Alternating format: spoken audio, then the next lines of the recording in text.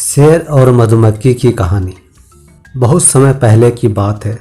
एक जंगल में एक शक्तिशाली शेर रहा करता था। शेर बहुत ही गुस्सैल और घमंडी भी था। शेर की गुफा के पास ही एक मधुमक्खियों का छत्ता था। मधुमक्खियां जंगल में घूम घूम कर फूलों का रस इकट्ठा किया करती थी।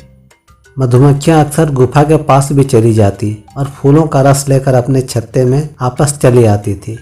शेर उनको हर बार देखता। शेर को बिल्कुल भी पसंद नहीं था कि कोई इस तरह उसकी गुफा के पास में जाए।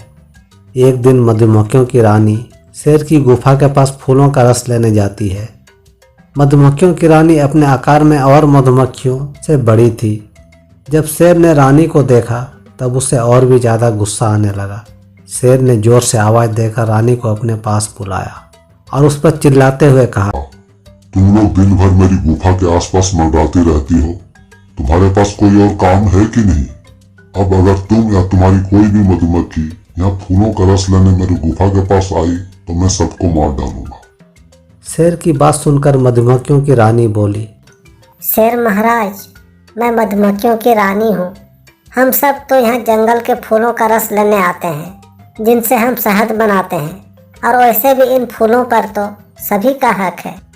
रानी की बात सुनकर शेर को और भी ज़्यादा गुस्सा आ गया और वह जोर से चिल्ला कर बोला, तुम तो केवल इस छत्ते में रहने वाले कुछ मधुमक्खियों की रानी हो, लेकिन मैं इस पूरे जंगल का राजा हूँ। तुम मेरी बात ध्यान से सुनो। अगर तुम या तुम्हारी कोई भी मधुमक्खी जब भी यहाँ पर आती हो तो मुझे प्रणाम किया करो, नहीं तो मैं तुम लोगों को चींटियों की तरह मसल कर रख दूंगा। शेर की इस तरह की बातें सुनकर रानी खुद को अपमानित महसूस करने लगी और उसने अपने छत्ते में जाकर सारी मधुमक्खियों को पूरी बात बताई। अपनी रानी की इस बेइज्जती से उन्हें शेर पर बहुत गुस्सा आ रहा था।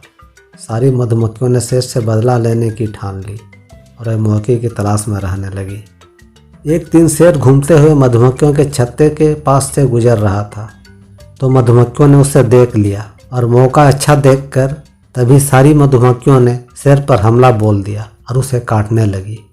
शेर दर्द के मारे जोर जोर से चिल्ला रहा था, लेकिन मधुमक्खियों ने उसे नहीं छोड़ा। शेर को अब सारी बातें समझ में आ गई थी कि सारी मधुमक्खियां उससे बदला ले रही है और मुझे छोड़ेंगे नहीं। शेर अब किसी भी तरह अपनी जान बचाना चाहता था। अब और दूसरा कोई उपाय नहीं पाकर शेर वहां से भागने लगा, लेकिन फिर भी मधुमक्खियों ने उसे नहीं छोड़ा और उसका पीछा करने लगी और उसे दौड़ा दौड़ा कर काटने लगी। शेर को बचने का और कोई उपाय नहीं सूझ रहा था तो वह भागते भागते नदी की तरफ चला गया और जाकर नदी में कूद गया। जैसे ही वह नदी में पानी के अंदर चला गया तब कहीं जाकर सारी मधुमक्खियों ने उसका पीछा छोड़ा। इस तरह से शेर ने पानी में कूदकर अपनी जान बचाई। मधुमक्खियों के हमले के बाद वह डर के मारे फिर कभी अपनी गुफा में नहीं आया। तो दोस्तों, शेर और मधुमक्खियों की इस कहानी से हमें यह शिक्षा मिलती है कि हमें किसी को बिना वजह परेशान नहीं करना चाहिए। एकता में बड़ी शक्ति होती है।